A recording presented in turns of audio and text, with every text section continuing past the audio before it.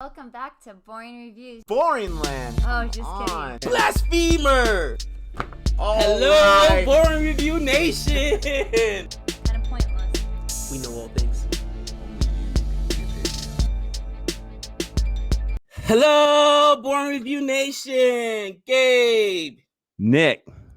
And we are here today to give you another Throwback Thursday. Now, we did not coordinate the Superman and Batman, but it's super cool that it just ended up happening this way. I'm a big DC guy. So is Nick, even though we love the Marvel films, we're bigger DC guys. And he loves Superman. You know, I get the virtues that Superman stands for.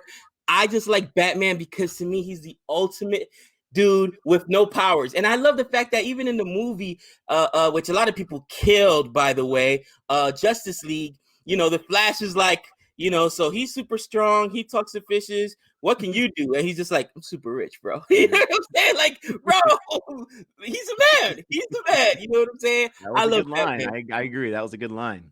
And you know, I hope the rumors are true that they're keeping him on as Batman. There's been contradicting stories out there. If you know, if he's gonna be Batman, if not, I don't know what's going on. They're talking about bringing back Michael Keaton. As a Batman fan, it's all good. It's all good. Dude, I love it. I love it.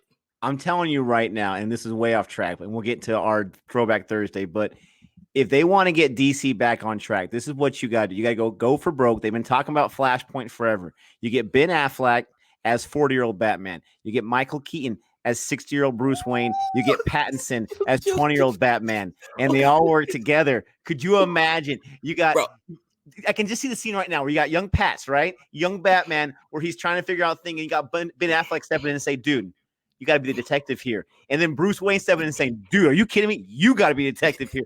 Dude. Can you imagine how awesome that would be? Oh my gosh. You know, I tell you what, even though the production quality wasn't the best, WB did do like a version of Crisis on Infinite Earth.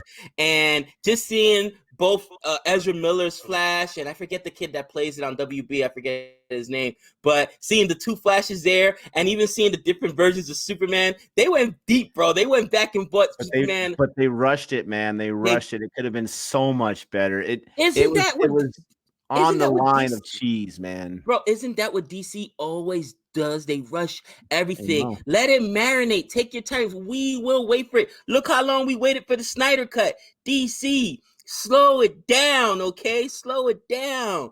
But you know what? If they do it, and if that's what they're going to do, they're going to give us Crisis on Infinite Earth, bro. I'm going to just geek. My Flashpoint, I should say, I'm going to go nuts. I'm going to go nuts. I will watch that 5-6 times at the movie theater. But anyway. 100%. As Gabe says, rant over. So we're going to jump into our Throwback Thursday for this week. What are we looking at today, Gabe? Or what are we talking about today? This is my favorite Christmas movie of all time, Die Hard. Now, my wife, it's funny, when Savannah and I first started dating, you know what I'm saying? That very first year, it was like, oh, you know, let's hang out, because we started dating early in the year. I want to say it was like February, right around Valentine's Day. But I remember that Christmas, she was like, oh, you know, let's hang out and watch our favorite Christmas movies. So this is before Netflix and chill. That's just giving you guys, you know, an idea of how old I am. You know what I mean? Look at the hair. It's gone for a reason. So, you know, this is back when you would actually say, oh, I'm bringing a movie over, and you would bring a physical copy of the movie over. Her movie, which I had until that point never saw. And then I got so into it, and it's one of my favorite Christmas movies, is Christmas Vacation, right? Okay. With what's his name? Chevy Chase. With Chevy Chase, which is super funny. If you've never seen it, you should watch Christmas Vacation. I bought over Die Hard, and she looks at me and she's like, bro, you gonna be that dude? You know what I mean? Like, Die Hard is an action movie. That's not a Christmas movie. What? Okay. It starts off and it ends with the Christmas number. Come on, Let It Snow, or whatever that song is by D. Martin, I think it is. You gotta be kidding me. This movie is set during Christmas time. It's got Christmas music in it. He says, ho, ho, ho, now I got a machine gun. He dresses the guy up as Santa Claus. It is a Christmas movie, 100%. And it's, I mean, this movie, there's so much I can say, but I don't want to have this be super long. If you have not seen the special on Netflix called The Movies That Made Us, There's like 5 episodes of 5 movies. You've got to check out the episode on Die Hard. They go from the very beginning to the conception of the idea to where they film the movie. It is, if you're a fan of Die Hard, it is a phenomenal thing to watch on Netflix. And if you have Netflix, it's not going to cost you anything more to check that out. Check out that episode because so much I want to say I got from that episode, but I'm not going to. This film came out in 1988. Bruce Willis. The one thing I will say is they said when the poster came out, when the trailer came out, people saw Bruce Willis up there, which he was known for Moonlighting, which was a TV series he was on in the 80s.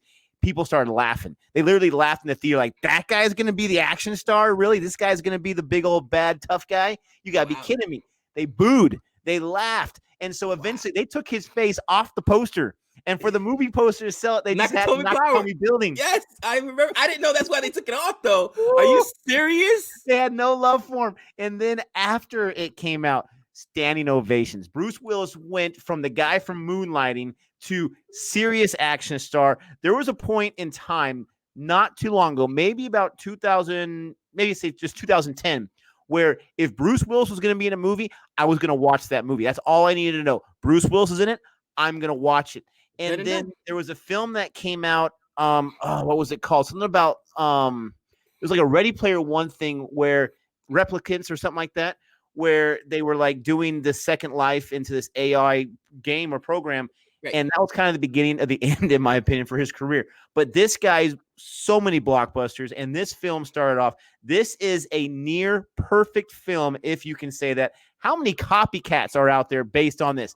Die Hard in a train, Die Hard in a boat, Die Hard at McDonald's, for crying out loud. It happens so many times. Listen, Speed. I'm sorry for people that don't agree, but Speed is a ripoff of Die Hard. Okay, I know it launched Keanu Reeves' career, that in Point Break, but bro, you're right. It's a rip. Die Hard is one of those iconic films, and it's so funny that even today in pop culture, I watch Brooklyn Nine-Nine, which is on ABC or NBC now. It doesn't matter. I watch it on Hulu, but it's with Andy Samberg, and he references that all the time. And you see so many people who talk about Die Hard. If you've never seen Die Hard, please, I'm going to give you guys a quick 5-minute synopsis because we don't want to ruin the movie, okay? But basically, do 2 minutes. I want to see. All right, 2 minutes. Timing, go. A detective who's been divorced goes back into flies, I should say, to California to meet up with his wife for a Christmas party. He's trying to rekindle the relationship. The wife works for a multi-international corporation, which is located at Nakatomi Towers or whatever. And during the Christmas party, terrorists come in to take over the building. Nobody knows what they want. He just happens to be there. He's a cop in New York. He got invited already, man. He's upstairs with his shoes off, doing the fisting with his feet, and all heck breaks loose. You're cutting my 2 minutes. You're cutting into my 2 minutes. But in any event, somebody had told him at the it is an important part of the story. On the plane, he doesn't like to fly. He was nervous, so the passenger next to him told him, take off your shoes, take off your socks, and make fits with your toes. So he does that because he's nervous at the Christmas party right when the terrorists bust in. So the whole movie he's running around without shoes, which is a big plot point in there. In any event, he's taking out terrorists like a boss or whatever. I don't want to ruin it, but they also give you one of the best bad guys of all times. Oh, you know what? I'm sorry. I am going to have to ruin that one part because it's one of my favorite lines of the whole movie, right? The whole time people are running around, people are getting killed, and the main terrorist, he's got this really thick German accent, and he's asking for people to be released from, these political prisoners or whatever. So the wife, Bruce Willis's wife, confronts him, and she says, what kind of a terrorist are you? And he goes, I'm not a terrorist. Who ever said I was a terrorist? And she says, you're nothing more than a common thief. He said, no, I'm an exceptional thief, bro. It was the best line ever. Best line ever. Alan Rickman. I want to say that they said in the Movies That Made Us that he was a virtual nobody before this. I mean, obviously on the stage, theatrical, all that kind of stuff, those kind of productions. But as far as a movie star, he was relatively unknown. This guy has played some of the best bad guys of all time. Obviously, Hans in Die Hard, which most people would argue maybe one of the best top 5 villains of all time. Doesn't matter what the genre is. Oh, yeah. He played an awesome Sheriff Nottingham in the Prince of Thieves movie with Kevin Costner. He played Snape in the Harry Potter. I mean, this guy, time and time again, he puts in a serious performance. It's so sad that he died way too soon. But this guy is phenomenal. And he does this great thing where he does a shift. And I won't give too much information just in case anyone has not seen it. He does a shift with his character. And where you get a classic line like, fancy accent there, Hans. But anyways, that whole part is so cool because he starts to freak out. Oh my gosh. He does a phenomenal job. Acting. He's a monster. He's such a great villain. You have the over-the-top bad guys, the henchmen, like the whole blonde guy, Carl or whatever, who just won't end up dying, and Bruce Willis has to take him out. Dude, you talk about leaking. Bruce Willis is leaking in this movie. Oh, yeah. Man, his white tank top goes from white to red to pink to green to brown. I mean, it goes through so many different color changes. It is phenomenal. Oh my gosh, bro. I'm geeking. Okay. I'm telling you, this is one of those films that I watch literally every single year for Christmas. Oh. And my wife already knows. She's like, but I watch it 2-3 times over the course of the year. And there's been sequels to it. Die Hard with a Vengeance. None of them really stands up to the original. The original is unbelievable. Die Hard 2 is pretty good though. I think it's the best.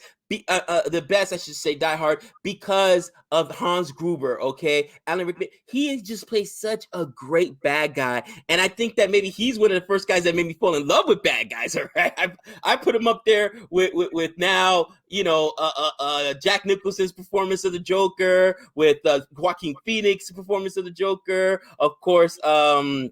Heath Ledger. But I mean, just that iconic bad guy, okay? And the best part about this film, though, is that it does some stuff that was groundbreaking. There's a stunt which they've done in other movies too, to death, okay?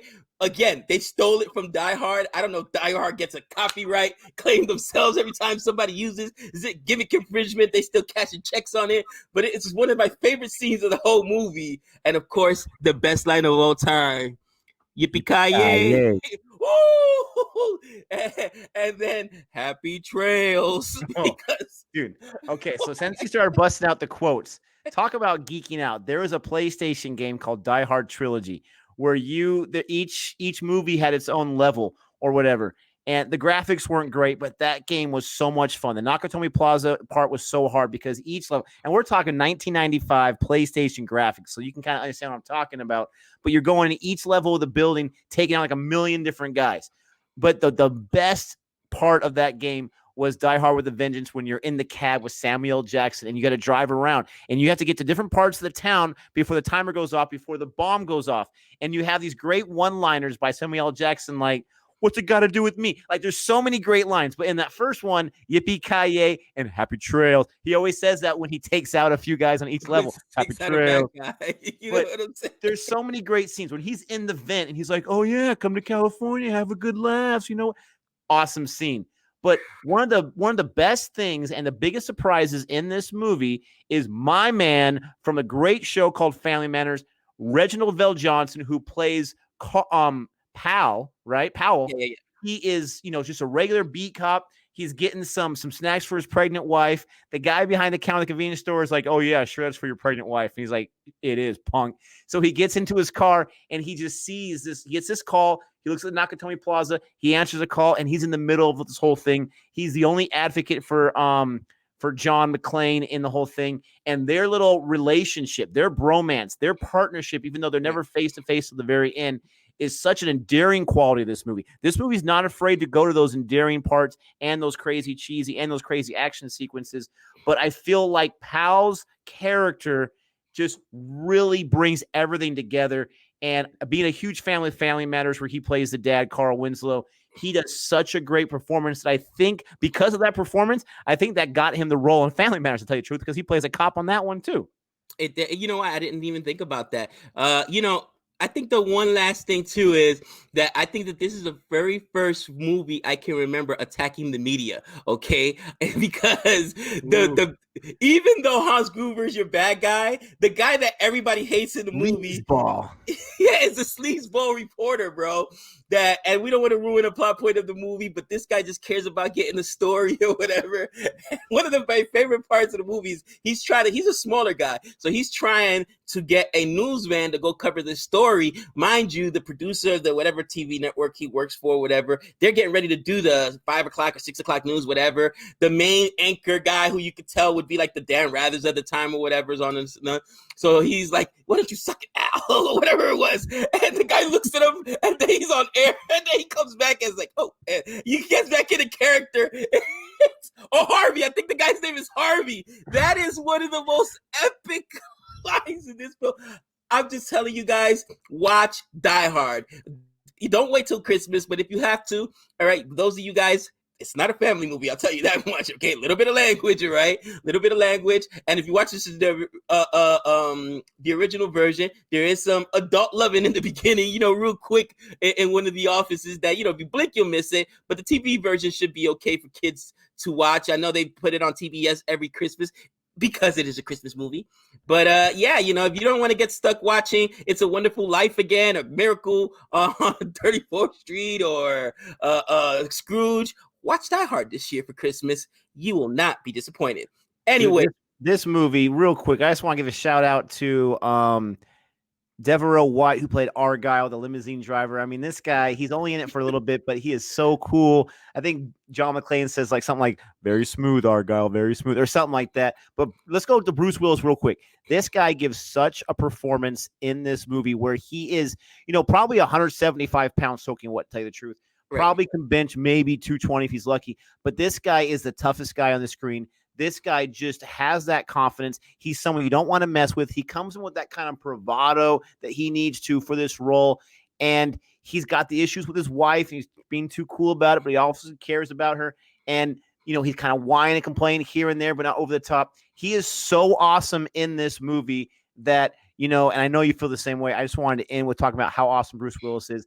Check out Die Hard. I mean, talk about Friends. How many times they say they watch Die Hard and Friends over and over and over? We're going to rent a movie. What are you going to rent? Of course, Die Hard. Die Hard. I love it. You know what I mean? And then Joey was like, what after that? Die Hard 2. You know what I mean? Like, you're right. It's become part of American pop culture. Check out Die Hard if you haven't already watched it. I'm ready for a grade. I mean, without saying it, this is a near perfect movie. A+, absolute A+.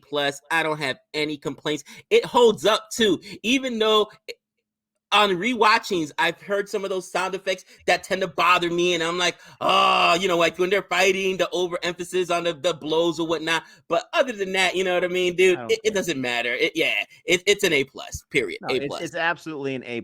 It has great main characters. It has great minor characters.